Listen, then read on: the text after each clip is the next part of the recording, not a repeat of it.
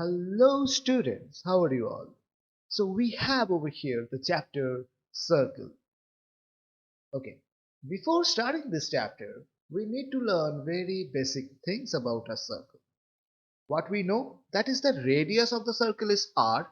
We already learned about that from our previous classes. That is, I'm marking over here as r. And double of the radius is known as the diameter. Total is d. So you also know that d equal to 2r, double of the radius. Remember that. We know about the circumference of the circle. That is good. Now the new thing is that the chord of the circle. What is that? Inside of a circle, if you draw a straight line, that will cross 2 points of the circle in its circumference. So as you can see, A point and B point are totally here connected by this line. So this is the chord.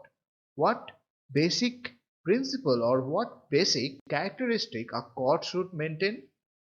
That must be inside the circle, number one. Number two, that must be touch 2 points of the circumference. So if I draw another one from here to here, is that a chord? Yes, it is touching 2 points and also inside the circle. So if I draw another one from here, is that a chord? Yes, it is also. Even it's the diameter. So diameter is the biggest chord that you can achieve inside a circle. Remember that. Okay, so that is all about chord. Now coming to tangent. As I told you, chord should be inside the circle, crossing 2 points of the circle.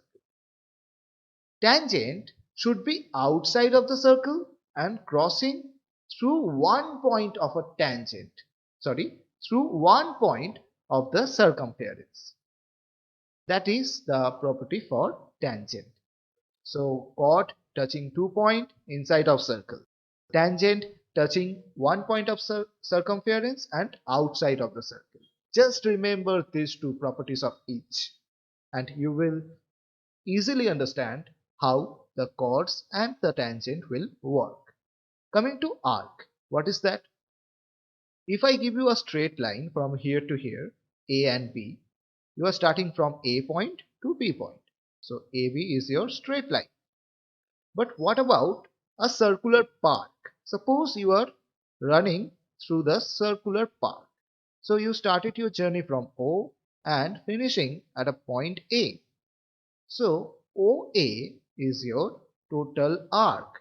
So as you can see, for denoting the straight line, I'm giving you the mark bar, where to denoting a curvilinear path, that is arc, we're giving the mark a curved path. So that is the thing between these two. So that is all about the principles and the small basic parts that we need to learn. Now I'm going to start the chapter. The reduced syllabus is given to you over here in this PDF, where I mentioned all the things that we are going to do step by step in the PDF also. And one more thing you can see over here, most of the proofs are given, but 2 or 3 proofs are you don't have to perform. So I also given over here that if you notice one thing, that in all these proofs I marked over here that which are with proof and which are without proof. So please note that down in your book. Okay. So the first proof that we have to do over here, that is the straight line drawn from the center of a circle to bisect a chord, which is not a diameter, is perpendicular to the chord. So all we have to do, we have to draw. Let me draw it first. We will understand it better by getting that drawing. So we have the circle right now. Yep. And let me mark this one. Okay. This one is as the center of the circle. Okay. So as you can see over here that we got a circle having the center O. Now we are having a chord over here. So let me draw a certain chord. What you just remember that chord must be a line which crosses from one point to another of the circle inside of the circle. 2 point is touching and it should be remain inside of the circle. So that is the chord AB. Okay, finally. Now we are drawing one straight line that bisecting the chord. So we should draw it from here to here. As you can see, it bisecting the chord. So pretty much done over here. I'm marking this point as M. Okay. What we have to prove? We have to prove that OM must be perpendicular to A. That's what we have to prove over here. So let me do it with our old way, that is by the triangle. So as you can see, if I join these two lines, let me change another color. Okay. As you can see, as I am joining these two lines, OA and OB. So you are getting instantly two triangles. First one OMA, second one OMB, and both should be right angle triangle. But we have to prove that. Remember, we have to prove that. Alright. So we are just giving that we have two triangles OAM and triangle OBM. Now notice one thing. This OA and OB, they are starting from the center of the circle and finishing at the circumference. So they are nothing but the radius r, right? So we can name them as r also. Also we got the important notice over here that OA should be equal to OB, and also you can write that both are equal to r. So that is what we are writing here. We have the idea. Okay. Now moving to the next part. We already declared that AB is the chord having the midpoint M. So as M is the midpoint of AB, so AM must be equal to BM. That means this part must be equal to this. Okay.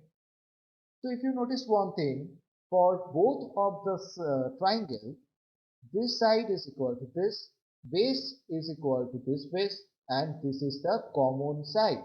So you can also write OM is equal to OM as common side. So by all these properties, you can say by S congruency, both of the triangles are congruent to each other. So OAM having congruency with OBM due to S congruency, side congruency. So that thing is done, but still we didn't prove that it's having angle 90 degrees. Okay. So while we having this congruency by CPCT, we can say that this AMO and this BMO must be having equal values. Add these two angles, that maybe this one theta, this one is also theta. So if you add these two angles, that is giving you totally a straight line, right? So 2 theta is equal to 180 degree. That is stands for the straight line. Then what should be theta? Theta should be 90 degree. Thus you proved that these two triangles having one right angle side, that is 90 degree. So that's it for this proof. We just proved that OA is perpendicular to A. That's what we have to prove in this part. Alright, now see the second part of this, that is nothing but the converse of this proof. The perpendicular to the chord from the center of the circle bisect the chord. So that is totally opposite of it. 90 degree is given to you. All you have to prove that they have the chord with the same division. That means that is bisecting. So that is also given, and no proof is required for that. I provided over here without proof. Moving to the next one, equal chord of circular equidistance from the center. So the equal chords should be always in equidistance. As we have circle over here, let me draw another diagram over here. Okay, first of all, circle, perfect. Then I'm having two equal chords, one from here to here, another from here to here. Say, just assume that they are equal chords. They are not looking like that. Let me increase this. Now pretty much same. Okay, where should be the center? That is somewhere here is the center of the circle. Okay. So we have to prove that these two chords, just name them. This one is AB and this one is CD. Both are in same distance from the center O. So for measuring the distance, what we have to do? We have to draw one line from the center O to the chord.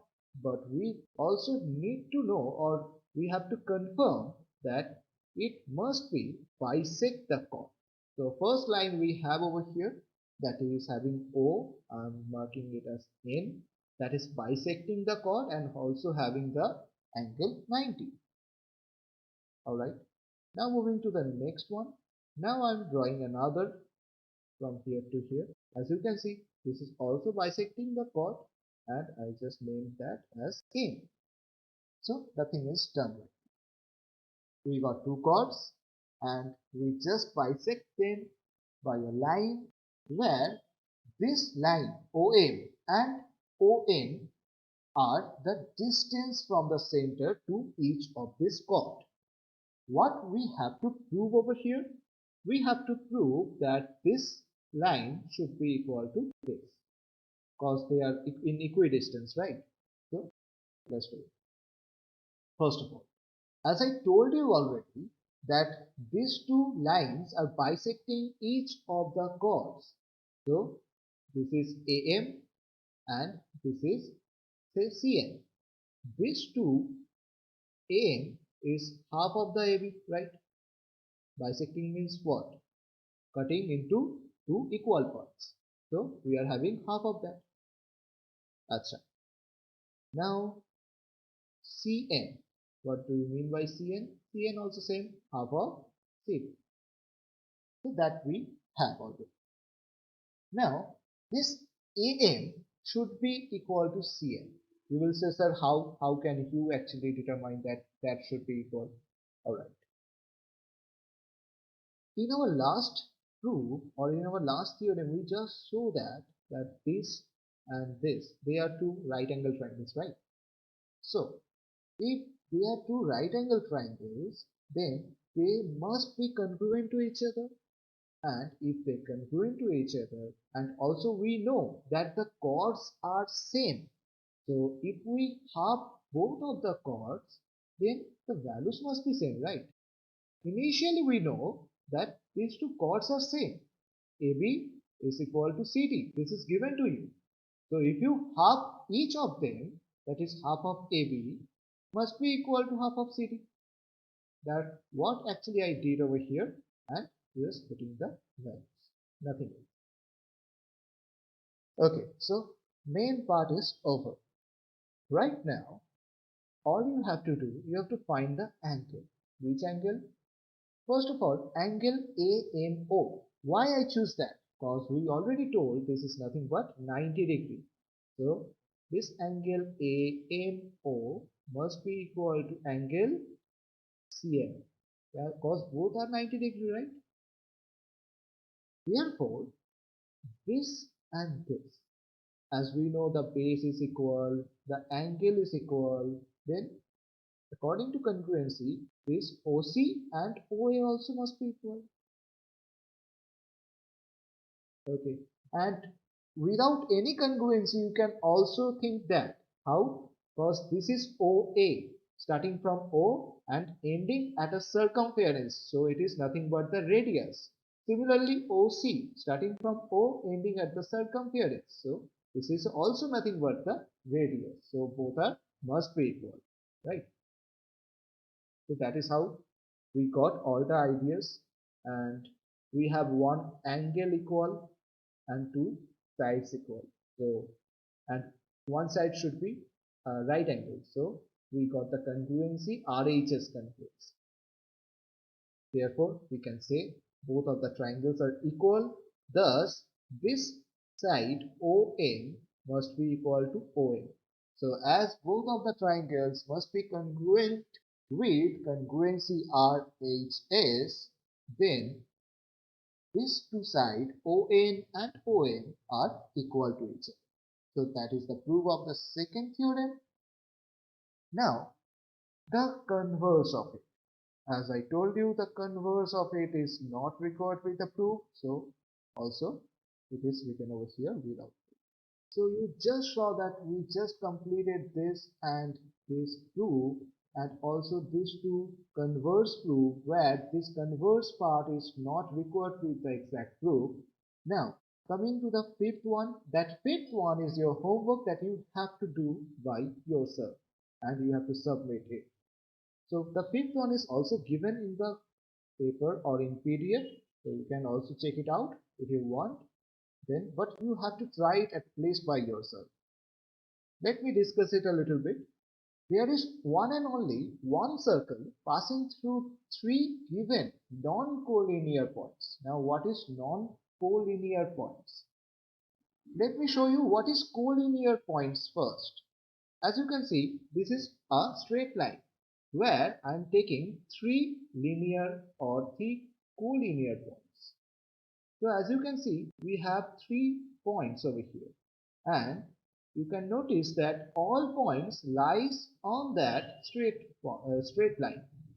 So these 3 points are known as collinear. But if I take another point at D, so we can say ABC is collinear but not with D. So that is the concept about collinear. Now, what is non-collinear? That must not be in a straight line, right? That should be a non-collinear. So that is what happened for a circle. If you got one circle, let me draw one over here. And also I'm drawing 3 points. One in here, another in here, and another also in here. So you can see that if any two of these in a collinear portion, then the third one cannot be collinear. Okay, let me draw it. You will understand it better by that. So I'm just drawing these two. So as you can see, this straight line only passing through these 2 points. So they are now collinear, but not the third one. Similarly, I can do the same thing with these two also. Now these two in collinear, but third one is missing.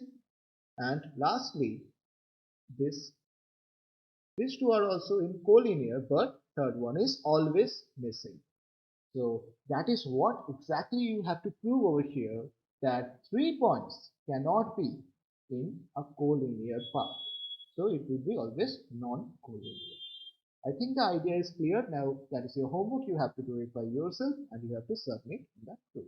Alright, so now we will focus on the properties of arc. I just told you what is arc. That is the certain or a portion of the circumference which is a curvilinear path of the whole circle. Okay, so we just know about it. Now just think about this. There are two proofs over there, but one of them that you don't have to do because it is according to your video syllabus given as without proof. So I will give you the basic idea about these two, that how and what is actually the statement are showing you. So just jump to our proofs first.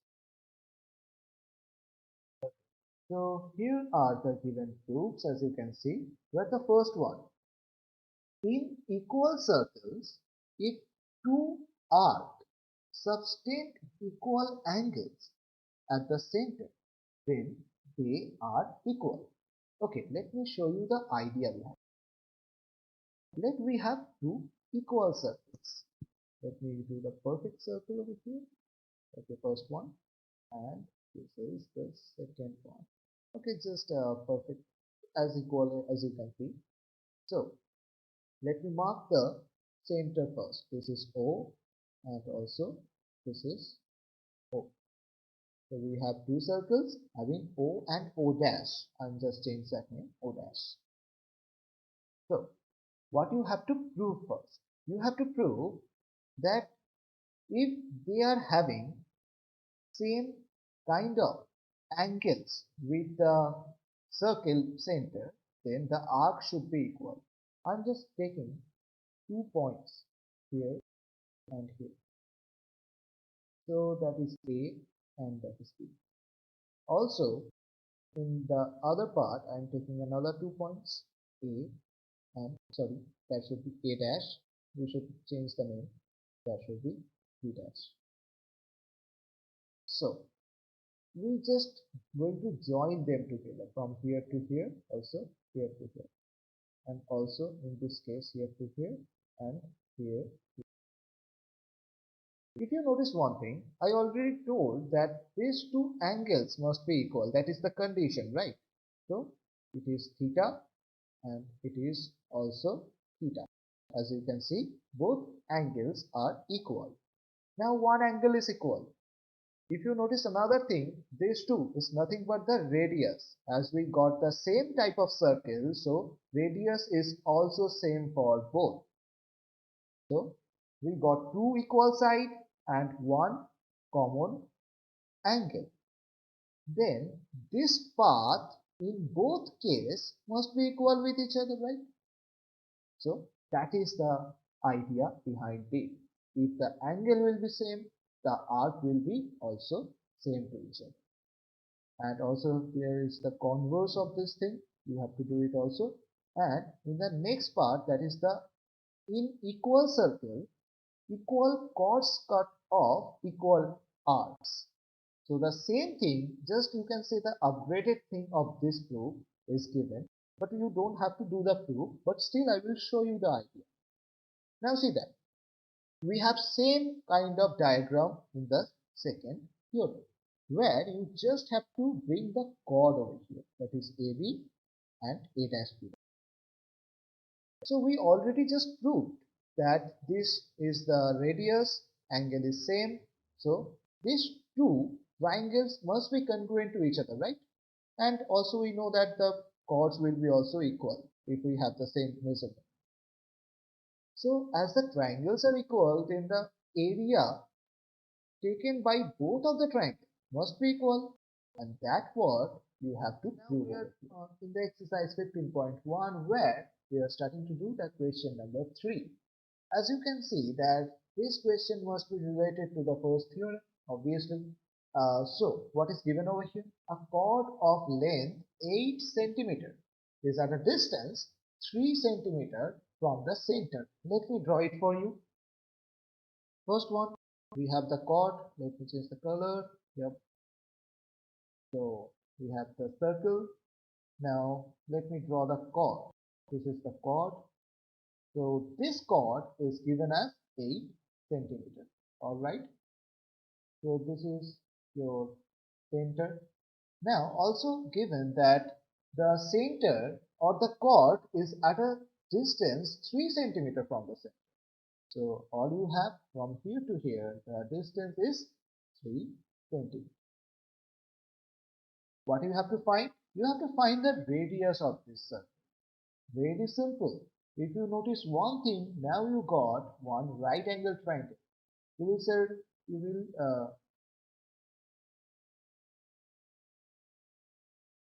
will think how it is creating the right angle triangle. From the first theorem, we know that if we have some chord and that is bisected by it is bisected by a straight line, then we having the 90-degree angle in here, or you can say we have the right angle triangle. So as we have the right angle triangle, that will be better if we use over here the Pythagoras theorem to find the arc. So the total part is 8 from here to here. Let me mark it as D. Then this half part should be 4 centimeter, right?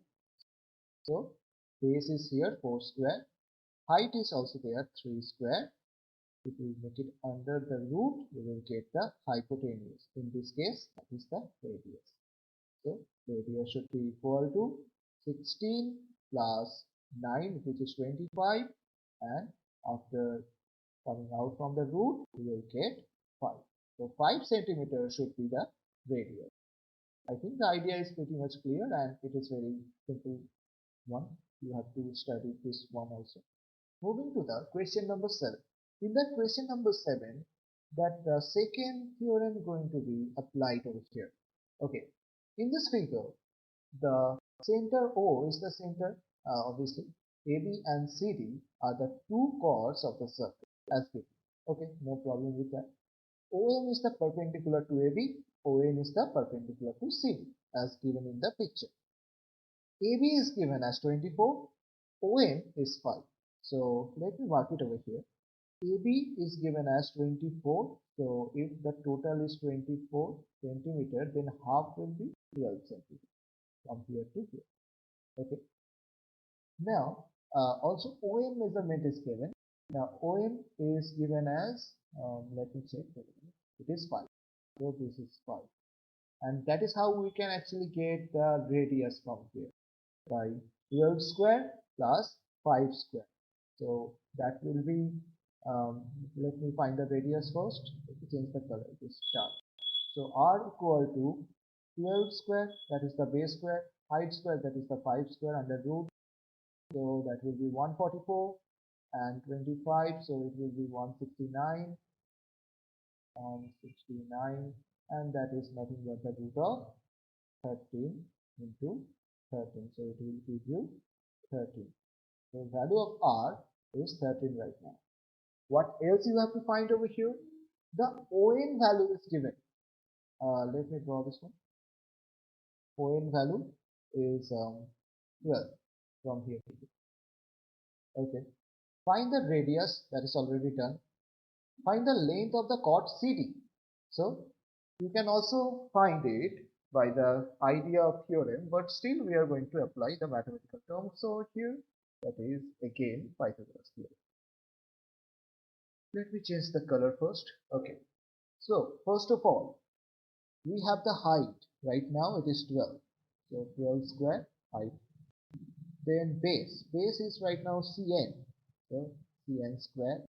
And that under root of this must be equal to your radius. We know that radius is 30.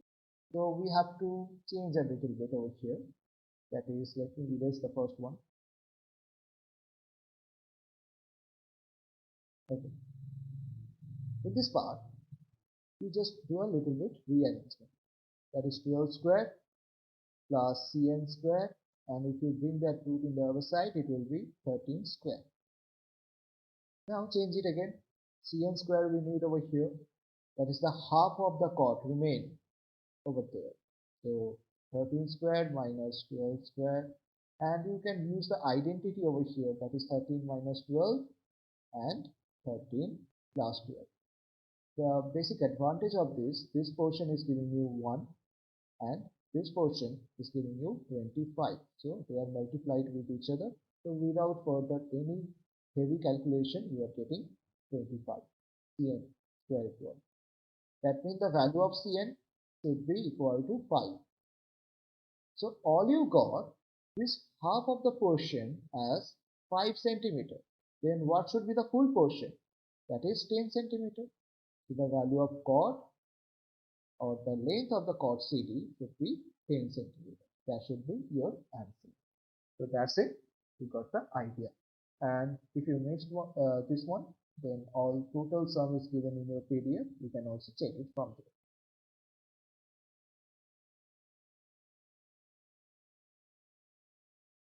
So this is how also the next two sums are given.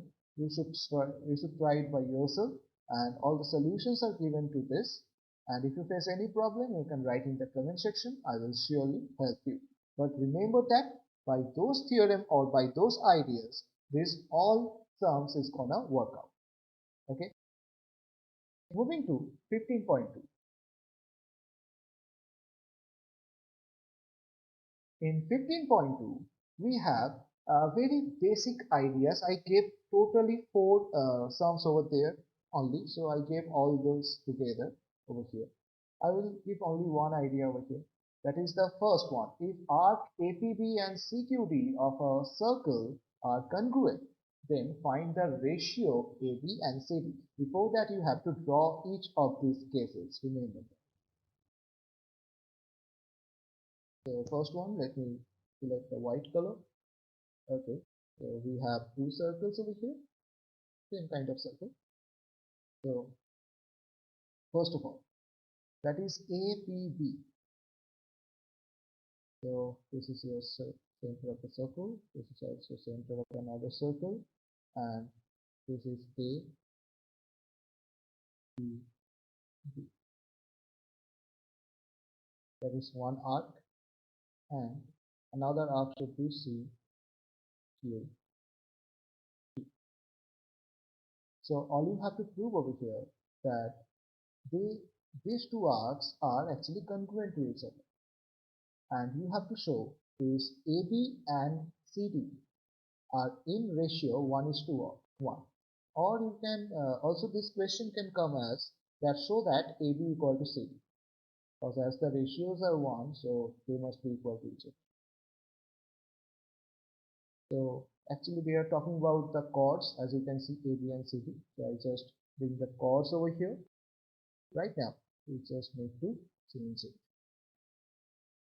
So I just told you at the beginning of this video that this is a given sector. Let me show you the idea once. See that this portion is a segment part over here. This portion and this portion also.